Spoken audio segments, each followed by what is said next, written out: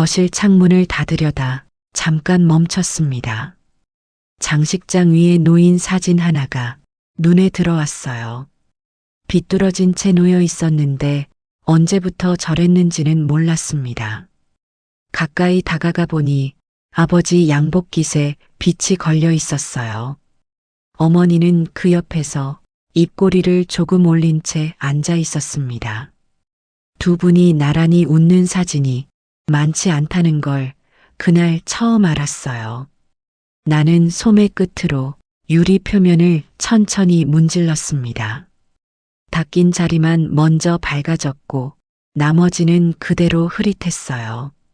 손끝에 괜히 힘이 들어갔고 창밖에서는 버스 소리가 길게 울렸습니다.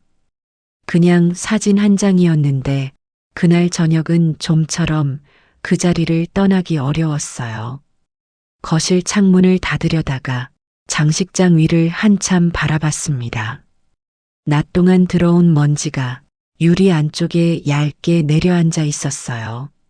사진틀 하나가 조금 비뚤어진 채 놓여 있었는데요. 언제부터 저랬는지는 잘 모르겠더군요. 가까이 다가가 보니 아버지 양복깃에 빛이 걸려 있었습니다. 어머니는 그 옆에서 입꼬리를 조금 올린 채 앉아 있었죠. 예전에는 잘 몰랐는데 두 분이 나란히 웃는 사진은 많지 않았습니다. 나는 소매 끝으로 유리 표면을 천천히 문질렀어요. 닦인 자리만 먼저 밝아졌고 나머지는 그대로 흐릿했습니다. 괜히 손끝에 힘이 들어갔습니다. 사진틀 아래에는 작은 머리카락 하나도 붙어 있었는데요. 누가 다녀간 것도 아닌데 그런 흔적은 자꾸 생기더군요. 장식장 표면에는 오래된 나무 냄새가 조금 남아 있었습니다. 손바닥을 가만히 올려두니 차갑지도 따뜻하지도 않은 온도였어요. 그냥 오래된 것의 온도라고 그렇게 느껴졌습니다. 창밖에서는 버스 지나가는 소리가 길게 울리고 있었어요. 저녁 무렵이면 늘 저 소리가 들렸는데 오늘은 유난히 멀게 느껴졌습니다. 나는 그대로 서서 한참 사진만 보고 있었어요. 아버지 눈가에 가는 주름이 몇 개 잡혀 있었는데요. 늘 보던 사진인데도 그날따라 그게 먼저 눈에 들어왔습니다. 어머니 손은 아버지 팔 옆에 가지런히 놓여 있었어요. 맞닿지는 않은 채로 그냥 옆에 있는 모습이었죠. 그 거리가 생각보다 자연스럽게 보였습니다. 장식장 위에는 사진 말고도 오래된 도자기 화병이 하나 있었어요. 어머니가 아끼던 물건인데 꽃을 꽂지 않은 지는 꽤 됐습니다. 화병 안쪽에는 먼지가 조금 쌓여 있을 것 같았어요. 들여다볼 용기는 그날도 나지 않았습니다. 거실 불빛이 사진 유리에 희미하게 반사되고 있었어요. 각도에 따라 두 분 얼굴이 잠깐씩 흐려졌다가 돌아왔습니다. 나는 위치를 조금 옮겨가며 얼굴이 잘 보이는 자리를 찾았어요. 서 있는 위치를 바꿀 때마다 마룻바닥이 조용히 삐걱거렸습니다. 그 소리가 너무 잘 들려서 잠깐 멈춰 서기도 했어요. 집안이 조용할수록 사람의 움직임도 소리를 내더군요. 창밖은 어느새 조금씩 어두워지고 있었습니다. 저녁빛이 거실 안쪽까지 비스듬하게 들어오고 있었어요. 사진 속 아버지 양복이 그 빛에 잠깐 밝아 보였습니다. 나는 사진틀을 양손으로 조심스럽게 바로잡았어요. 비뚤어진 게 별로 심하지 않았는데도 괜히 신중하게 손이 움직였습니다. 틀을 내려놓는 순간 손가락 끝에 유리의 차가운 감촉이 남았어요. 그게 이상하게 오래 남더군요. 나는 손을 내리고 한 발 물러서서 다시 봤습니다. 이제는 똑바로 놓여 있었는데 아까와 크게 달라 보이지는 않았어요. 그래도 괜찮았습니다. 바로 잡는다는 게 꼭 달라 보이기 위한 일은 아닌 것 같았어요. 그냥 그 자리에 제대로 있어 달라는 마음이었는지도 모릅니다. 등을 바로 세우게 되던 저녁이 가끔 있습니다. 걸레를 찾으러 싱크대 앞에 갔는데 찬물이 손등에 먼저 닿았습니다.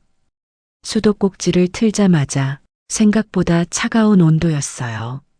물 온도를 조금 올렸더니 금방 김이 얇게 올라왔습니다. 그 김이 손등 위로 퍼지는 게 잠깐 느껴졌어요. 행주를 짜는 동안에도 자꾸 뒤쪽이 신경 쓰였는데요. 사진이 있는 자리라는 게 원래 그렇더군요. 싱크대 위에는 설거지하다 남긴 물기가 아직 있었습니다. 마른 행주로 한번 닦았는데 자국이 조금 남았어요. 그냥 두기로 했습니다. 닦을 것도 많지 않았어요. 유리 한 장, 나무틀 하나. 그게 전부였는데도 괜히 두 손으로 들게 됐습니다. 사진을 들고 불빛 아래 가져가 보니 유리 표면에 손자국이 두어 개 있었어요. 언제 묻은 건지는 알 수 없었습니다. 나는 수건 끝으로 그 자국을 천천히 닦았어요. 힘을 너무 주면 사진이 흔들릴 것 같았습니다. 그래서 손목에 힘을 빼고 그냥 결을 따라 움직였어요. 사진 뒤쪽에는 오래된 달력이 한 장 접혀 있었습니다. 꺼내보니 몇 년 전 것이었는데요. 버리지 못한 채 그냥 끼워져 있었어요. 날짜 몇 개에 작은 글씨로 메모가 적혀 있었습니다. 어머니 글씨였는데 내용은 알아보기 어려웠어요. 병원 날짜인지 장 보러 가는 날인지 그냥 접어서 다시 제자리에 두었습니다. 어머니는 예전에 종이를 잘 버리지 못하셨죠. 영수증 하나도 서랍에 꼭 접어넣곤 했습니다. 쓸 일이 있을 것 같아서라고 늘 그렇게 말씀하셨어요. 실제로 꺼내 쓰는 걸 본 적은 별로 없었지만요. 나는 젖은 행주 대신 마른 수건으로 다시 닦았어요. 괜히 물기가 남아있으면 사진 속 얼굴도 차가워 보일 것 같았습니다. 그런 생각이 드는 게 스스로도 조금 이상했어요. 사진은 차갑거나 따뜻하거나 하지 않는데 손이 먼저 조심스러워졌습니다. 유리 표면을 따라 손바닥이 천천히 움직였는데요.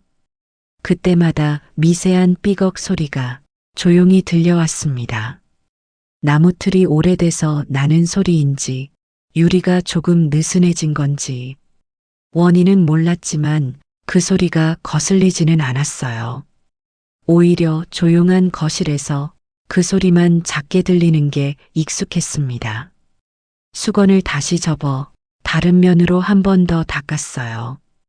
이번에는 소리가 나지 않았습니다. 유리가 조금 더 투명해진 것 같았는데 두 분 얼굴이 전보다 가깝게 느껴졌어요. 나는 사진을 들고 잠깐 그대로 서 있었습니다. 손바닥에 나무틀의 무게가 가만히 얹혀 있었어요. 무겁지도 가볍지도 않은 그냥 익숙한 무게였습니다. 그런 무게는 쉽게 내려놓아지지 않더군요. 나는 그 소리를 들으면서 괜히 숨을 천천히 쉬고 있었어요. 부엌 창 너머로 이웃집 불빛이 하나 켜졌습니다. 저녁이 그렇게 조금씩 깊어지고 있었어요. 손끝이 먼저 기억하는 저녁도 있지 않습니까? 사진을 제자리에 놓다가 문득 식탁 하나가 떠올랐습니다. 어릴 때 쓰던 둥근 상이었는데 표면이 군데군데 벗겨져 있었죠. 페인트인지 레커인지 정확히는 모르겠지만요. 손톱으로 긁으면 얇게 떨어지던 감촉이 기억납니다. 아버지는 저녁마다 신문을 접어 그 위에 올려두셨습니다. 항상 같은 자리였어요. 식탁 오른쪽 끝 의자 바로 앞이었습니다. 어머니는 국그릇을 놓으면서 조용히 숟가락 개수를 맞추곤 했어요. 3개인지 4개인지 식구수대로 하나씩 꺼내셨죠. 그 손놀림이 늘 같은 속도였습니다. 서두르지도 않고 멈추지도 않는 속도였어요. 별다른 말은 없었습니다. 텔레비전 소리만 작게 들렸고 숟가락 부딪히는 소리가 더 컸죠. 식사 시간 내내 특별한 대화가 있었던 기억은 없어요. 그냥 같이 앉아 밥을 먹는 시간이었습니다. 나는 밥보다 먼저 물컵에 손을 대던 기억이 납니다. 차가운 컵 표면에 괜히 손바닥을 붙이고 있었어요. 여름에는 컵 바깥쪽에 물방울이 맺혔는데 그걸 손가락으로 닦아내곤 했습니다. 아무 이유 없이 그냥 손이 먼저 그리로 갔어요. 아버지는 식사가 끝나면 항상 물수건으로 식탁을 닦았습니다. 한쪽 끝에서 반대쪽 끝까지 천천히 밀어가는 방식이었어요. 그 모습이 참 느렸는데요. 서두르는 법 없이 꼭 같은 방향으로만 닦으셨습니다. 그때는 왜 저렇게 오래 닦는지 잘 이해하지 못했습니다. 닦아도 다시 얼룩은 생겼고 다음 날이면 또 그대로였으니까요. 어머니는 그 옆에서 그릇을 걷어 싱크대로 가져가셨죠. 두 분이 식사 후에 하는 일이 늘 정해진 순서대로였습니다. 한 분이 닦고 한 분이 치우는 방식이었어요. 말을 맞춘 것도 아닌데 언제부터 그렇게 됐는지 모르겠습니다. 오래 같이 살면 그런 순서가 생기는 걸까요? 물수건을 다 쓰고 나면 아버지는 그것도 접어서 한쪽에 두셨습니다. 아무렇게나 두는 법이 없었어요. 그 모습이 참 단정했는데 그땐 그냥 지나쳤습니다.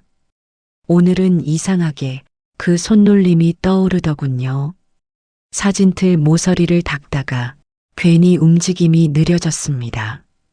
내 손이 아버지 손과 비슷하게 움직이고 있었어요. 알아챘을 때는 이미 그렇게 되어 있었습니다. 식탁을 닦던 그 느린 속도가 어느 사이 내 손에 들어와 있었던 거죠. 닦는다는 게 꼭 의식적인 일은 아닌 것 같습니다. 모르는 사이에 손이 먼저 기억하는 일도 있더군요. 창밖이 조금 어두워졌는데도 불을 바로 켜지 않았어요. 어두운 거실 안에서 사진 유리만 희미하게 빛나고 있었습니다. 그 빛이 꽤 오래 그 자리에 있었어요. 그런 장면은 이유 없이 오래 바라보게 됩니다. 사람은 가끔 잊었다고 생각했던 것을 손끝에서 만납니다. 전화벨이 한 번 울렸다가 금방 조용해졌습니다. 광고 전화였는지 다시 걸려오지는 않았어요. 나는 사진을 내려놓은 채 소파 끝에 잠깐 앉았습니다. 앉자마자 허리 뒤쪽이 괜히 묵직해졌는데요. 등받이에 기대지 않고 그냥 끝에만 걸쳐 앉아 있었습니다. 요즘은 오래 서 있는 것보다 가만히 앉아 있는 게 더 힘들더군요. 몸이 쉬는 것 같아도 어딘가는 계속 긴장하고 있는 것 같았어요. 거실 시계 초침 소리가 유난히 크게 들렸습니다. 벽시계는 오래된 것이었는데 건전지를 갈아줄 때마다 소리가 조금 달라졌어요. 오늘은 유난히 또렷하게 들렸습니다. 예전에도 저 소리가 있었을 텐데 그땐 거의 듣지 못했죠. 밥 먹는 소리, 텔레비전 소리, 현관문 열리는 소리. 그런 소리들이 가득할 때는 시계 소리가 묻혀버렸던 것 같습니다. 지금은 그 소리들이 없으니 초침 소리만 남아 있었어요. 부모님도 저 자리에 앉아 같은 소리를 들었을까요? 문득 그런 생각이 스쳤습니다. 두 분이 이 소파에 앉아 저녁을 보내던 시간이 있었겠죠. 나는 그 시간을 직접 본 적이 별로 없었어요. 자식이라는 게 부모의 저녁을 잘 모르더군요. 사진 속 어머니 손등에는 얇은 주름이 조금 보였는데요. 예전에는 보이지 않던 게 이제는 먼저 눈에 들어왔습니다. 사진이 바뀐 게 아니라 내가 보는 방식이 바뀐 것 같았어요. 나이가 들수록 눈이 다른 것을 먼저 찾는 것 같습니다. 나는 괜히 안경을 벗었다가 다시 쓰고 있었습니다. 안경 없이 보면 사진이 조금 흐려졌어요. 흐린 쪽이 더 편할 때도 있겠다 싶었는데 다시 쓰고 말았습니다. 또렷하게 보고 싶은 마음과 그러지 않아도 될 것 같은 마음이 동시에 있었던 것 같아요. 저녁 공기가 조금 서늘해져서 창문도 다시 닫았습니다. 유리창 닫히는 소리가 생각보다 크게 울렸어요. 그 순간 거실 안이 더 조용해진 것 같았습니다. 바깥 소리가 잘리고 나니 초침 소리가 다시 또렷해졌어요. 소파 쿠션이 조금 꺼진 자리에 내 무게가 그대로 얹혀 있었습니다. 오래 앉아 있으면 쿠션이 그 모양을 기억하는 것 같더군요.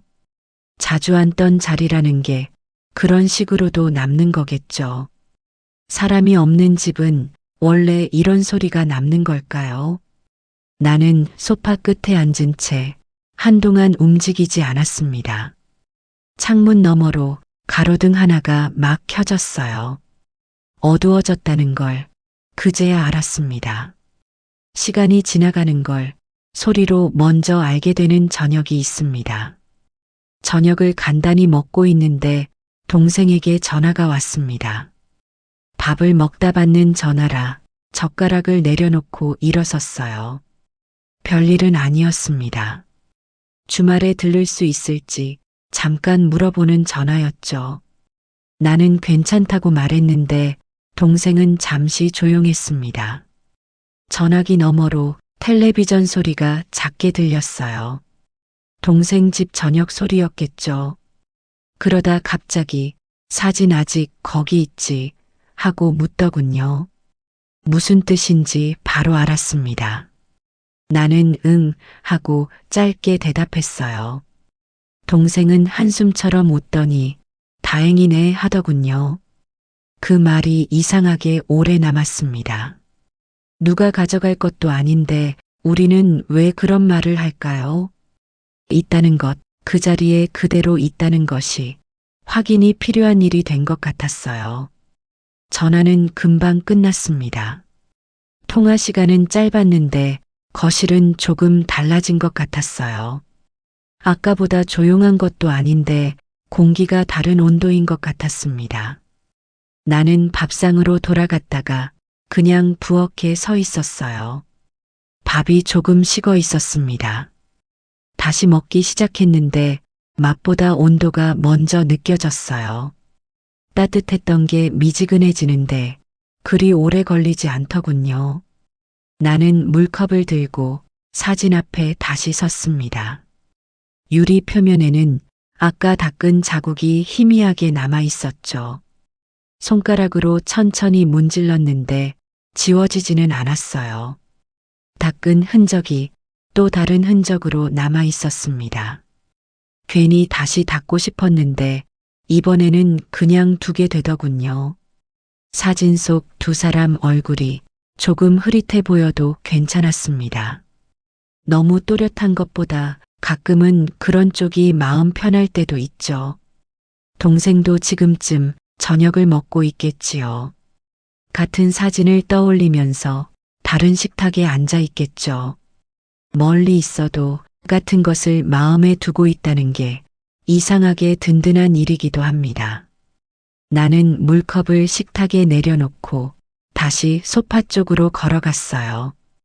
발소리가 조용했습니다.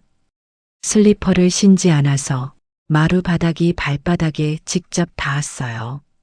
차갑지 않은데도 그 감촉이 또렷하게 느껴졌습니다. 전화 한 통이 지나간 자리에는 늘 조용한 공기만 남습니다. 가끔은 그 조용함이 말보다 더 많은 것을 담고 있는 것 같습니다. 밤이 깊어질수록 거실 불빛도 조금 누렇게 보였습니다. 형광등이 오래된 탓인지 저녁이 되면 색이 달라 보였어요. 낮에 보던 것과 같은 거실인데 밤에는 조금 다른 방처럼 느껴졌습니다. 나는 작은 수건 하나를 다시 꺼내 들었어요. 이미 닦아놓은 사진인데도 괜히 한 번 더 손이 갔습니다. 그런 마음이 드는 게 스스로도 설명하기 어려웠어요. 충분히 깨끗한데도 손이 먼저 움직이는 일이 있더군요. 나무틀 모서리를 따라 천천히 손을 움직였습니다. 틀과 유리가 만나는 경계를 수건 끝으로 조심스럽게 닦았어요. 힘을 주지 않았는데도 수건 끝이 자꾸 멈췄습니다. 모서리마다 먼지가 조금씩 더 끼어 있었어요. 눈에 잘 띄지 않는 자리일수록 오래 쌓이는 것 같더군요. 아버지는 예전에 안경 닦는 걸 참 오래 하셨죠. 식사 후에도 텔레비전 보다가도 꺼내 닦곤 하셨습니다. 안경알을 손가락으로 쥐고 옷자락에 천천히 문지르셨어요. 한 번으로 끝나는 법이 없었습니다. 앞면 닦고 뒷면 닦고 다시 앞면을 보고 나서야 쓰셨죠. 어머니는 그런 모습을 보며 그만 좀 닦으라고 웃곤 했습니다. 아버지는 그래도 한 번 더 하셨는데 그 모습이 어머니를 또 웃게 했어요.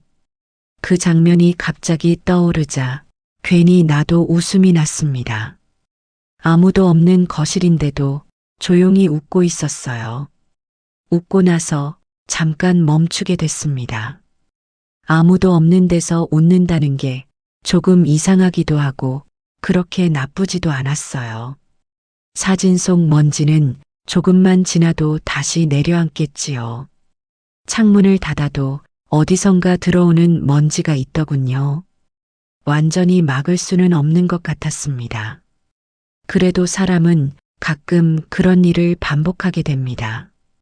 깨끗하게 만들기 위해서라기보다 손을 가만히 두기 어려워서인지도 몰라요.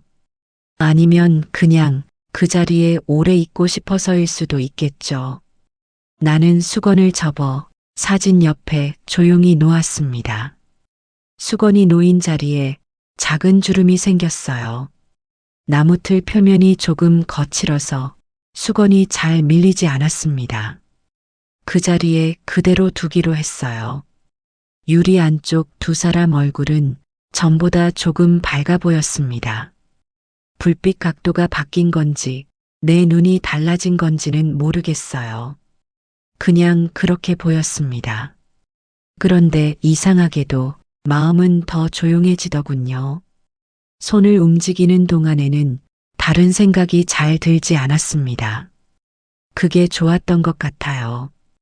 가끔은 아무 생각 없이 손만 움직이고 싶은 밤이 있습니다.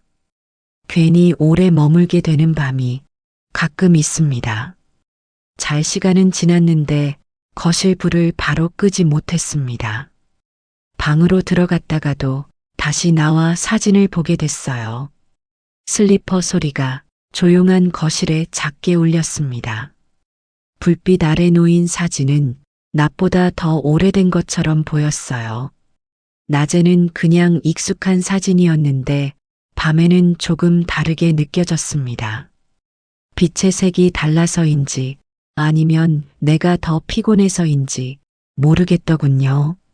나는 소파 끝에 앉아 무릎 위에 두 손을 올렸습니다. 손이 갈 곳이 없으면 자연스럽게 무릎 위로 오더군요. 집안은 아주 조용했는데요.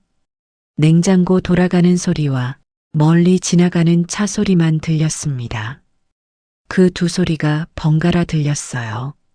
냉장고가 잠잠해지면 차 소리가 들리고 차 소리가 멀어지면 냉장고 소리가 돌아왔습니다. 집안과 밖이 그런 식으로 연결되어 있었어요. 예전에도 이런 밤이 있었겠죠. 부모님도 잠들기 전에 잠깐 거실에 앉아 있었을지 모릅니다. 텔레비전을 끄고 나서 바로 방으로 들어가지 않는 시간. 그런 시간이 두 분에게도 있었겠다 싶었어요. 그런 생각을 하다 보니 괜히 고개가 숙여졌습니다. 나는 사진 속 얼굴을 오래 바라보지 못했어요. 눈을 마주치는 일이라는 게 생각보다 오래 힘들더군요. 사진이니까 시선이 없는 건데도 그렇게 느껴졌습니다. 아버지 눈이 나를 보는 것 같기도 하고 그냥 먼 곳을 보는 것 같기도 했어요. 어느 쪽인지 모르는 게 더 오래 마음에 남았습니다. 괜히 물을 한 잔 더 마시고 창밖도 한번 내다봤어요. 건너편 아파트에도 아직 불 켜진 집이 많았습니다. 몇 층에는 블라인드가 내려져 있고 몇 층에는 그대로 불빛이 보였어요. 각자의 저녁이 저마다의 방식으로 늦어지고 있었습니다. 누구는 설거지를 하고 누구는 텔레비전을 보고 있겠지요. 아이가 있는 집은 재우느라 불이 늦게 꺼지겠죠. 혼자 사는 집은 불을 끄는 시간이 정해지지 않았을 거예요. 그 평범한 시간 속에 나도 그냥 앉아 있었습니다. 특별한 이유가 있어서가 아니라 그냥 아직 일어나지 않은 것 뿐이었어요. 무릎 위에 올린 손이 조금 차가워졌습니다. 거실 온도가 내려간 건지 손이 식은 건지 그냥 그대로 두었어요. 일어나려고 하면 또 사진이 눈에 들어왔습니다. 그래서 또 잠깐 앉아 있게 됐어요. 그런 일이 두어 번 반복됐습니다. 괜히 하루 끝이 늦어지는 밤에는 사람 마음도 천천히 움직입니다. 서두를 이유가 없을 때 발이 먼저 그걸 알아버리는 것 같습니다.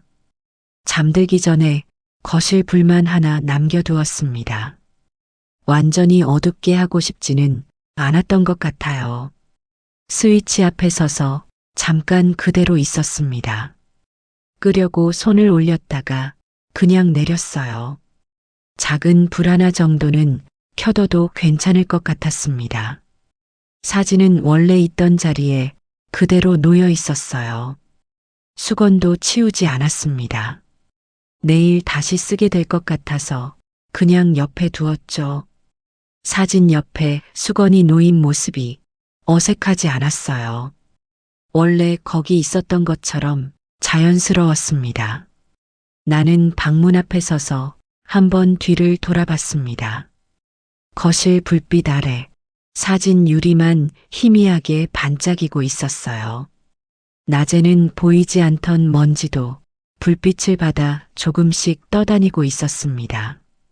공기 중에 늘 있었을 텐데 낮에는 그냥 지나쳤던 것들이었어요. 밤에는 그런 것들이 더 잘 보이는 것 같습니다. 아마 내일 아침이면 또 다시 내려앉겠지요. 창틀 위에도 장식장 위에도 사진 유리 위에도. 그래도 오늘은 그걸 그냥 두고 싶었습니다. 괜히 지나간 자리를 너무 말끔히 만들고 싶지 않았어요. 사람이 살던 흔적이라는 게 원래 조금은 남아있는 거니까요. 지워야 할 것과 두어야 할 것을 가르는 일이 나이가 들수록 어려워지는 것 같습니다. 아니면 그 경계가 흐릿해지는 것일 수도 있겠죠. 나는 불을 끄지 않은 채 방으로 천천히 들어왔습니다. 이불을 펴고 누웠는데 한동안 거실 생각이 났어요. 불빛이 저 자리에 그대로 있겠구나 하는 생각이었습니다. 사진도 그 자리에 있겠죠. 수건도 그대로일 거예요. 내가 방으로 들어왔어도 거실은 아무것도 바뀌지 않은 채 그냥 있을 것 같았습니다. 그런 생각이 이상하게 마음을 가라앉혀줬어요. 천장을 보다가 눈을 감았습니다. 잠이 올 것 같은 느낌이 조용히 왔어요.